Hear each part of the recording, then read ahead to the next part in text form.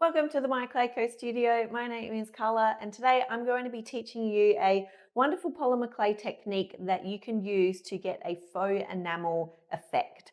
So enamel pins are very popular at the moment, lots of charm bracelets going around. So I'm going to teach you how to make a faux enamel charm that you can use either as a charm on a charm bracelet or even on a pair of stud earrings or dangles. I think we should get into it today because it's actually a really quick one and we only need a couple of things. Let's get into it.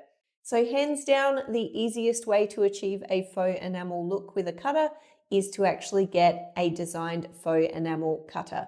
So this one is our faux enamel rainbow charm cutter. And as you can see, it's got quite a large stamping area and the details are actually cut out. So if we take a look at a standard cutter, they both have the outside cutting section. However, the inside is where it varies. So you can see on the standard cutter that the details themselves are made of the filament, whereas on the faux enamel one, the details are what's cut out. So what this does is this is basically an embossing tool, so it will stamp in, and this is a debossing tool. So it means the details will stick out. And that's what we want for faux enamel. We want it so that we can actually color the raised pieces and then seal on top of that. So these ones, although they're beautiful and I absolutely love them, if you are making faux enamel, I 100% recommend getting your hands on some faux enamel cutters. Otherwise, I will show you a tip on quickly how to make it yourself using extruded clay. But first off, let's get into using this cutter because I do have a couple of helpful tips and tricks to make sure you're not getting clay stuck inside. So before I go through the settings that I've set my clay at, I just want to talk about selecting clay colors for faux enamel technique. Now, these ones here, I've used some of our faux enamel cutters on here. I just want to go through the different color combos because depending on what your main color is, that's what your clay should be. So this was actually pink clay. As you can see on the flip side, white, black, purple. So these ones are all the clay color that I wanted to be showing on the main face is the clay color that I've done them in. This one, however, is slightly different because it is on white clay. And then I painted the inside just to test to see whether you could do it that way. You can, it is much more time consuming. But if you find that you stamp it out in white and then you don't like that color and you want to paint over it, just know that you can do it. It just might take you a little bit of extra effort to actually do that. So it's really important to get the depth of your clay correct for faux enamel. This one is rolled out to about 1.5 mil thick.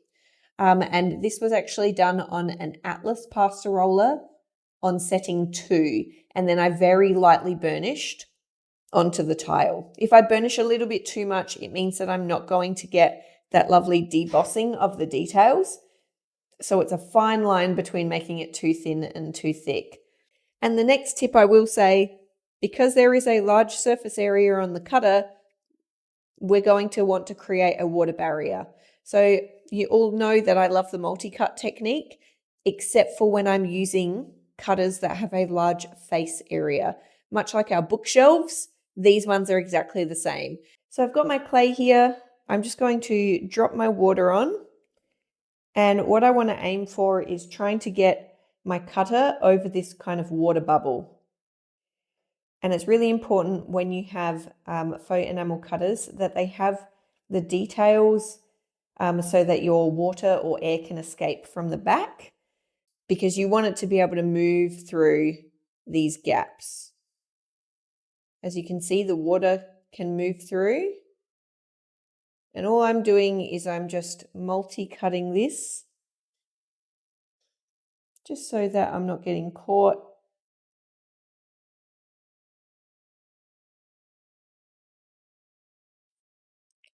And there we go. So I'm just going to make another one.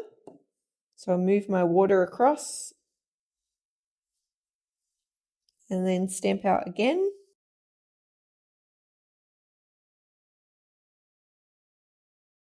Okay, so these ones are both done. So now I can just pop them in the oven. It doesn't matter that they've got water on them because that'll just evaporate. And then we can finish them off in faux enamel style with our sealant and our paint pens. So while we have our rainbows baking in the oven, I'm just going to show you a really quick way that you can actually try and get the same effect, but just using clay. I'm using a simple cutter. So here I have a circle. So I'm just going to cut that one out. And then I actually have just some clay. I didn't even use an extruder on this. I just kind of hand rolled it till it was really quite thin.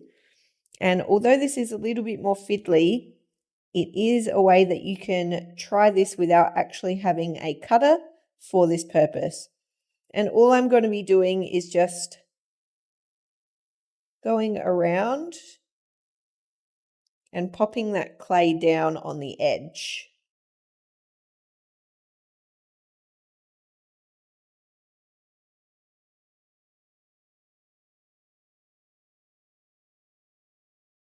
So now that I've got this little rim around my circle, I just have to put a little bit of detailing in the center for my faux enamel. I've just rolled out a little bit of clay here as well.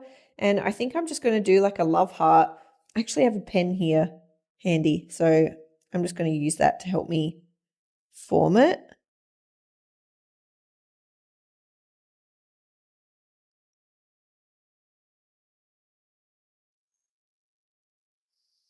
Obviously, if you have a sculpting tool, you'll use a sculpting tool. I'm just doing that for now. Just to demonstrate to you, I've created like a little heart, and I could just put that in the center. Centering it is actually the hardest part.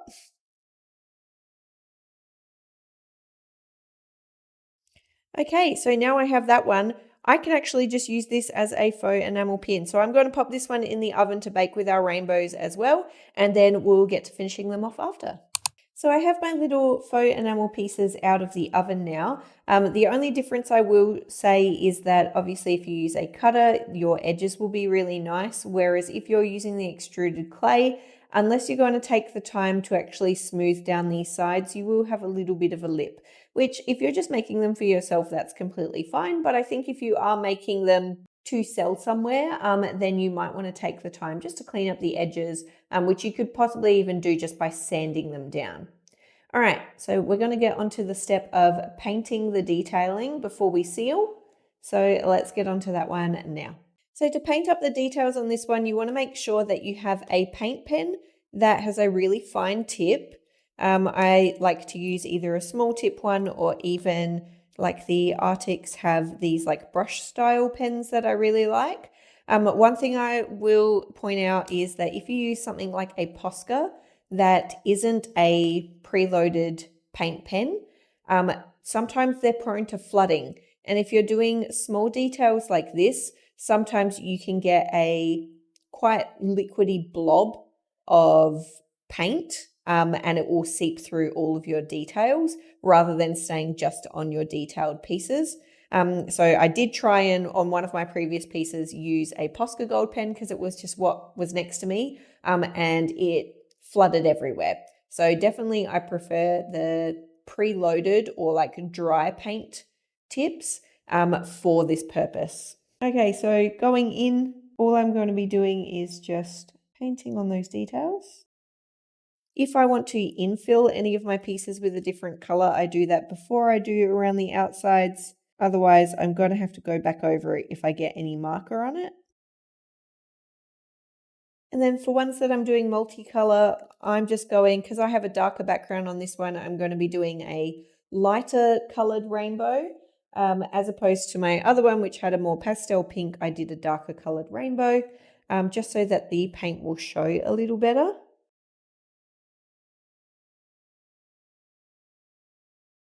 Okay, and those ones are done. So now that I've actually done the paint detailing, they don't quite look like faux enamel yet, and that's because I just have to do the last step, which is sealing them. Now you have a couple of different choices here. The most realistic faux enamel look is going to be UV resin. But if you don't like using UV resin, you can just use some other kind of sealant like a varnish or a glaze. So I'm going to be popping UV resin on these ones just so I can get that really, really shiny, slightly thicker coating on it. But first, I need to put my PPE on.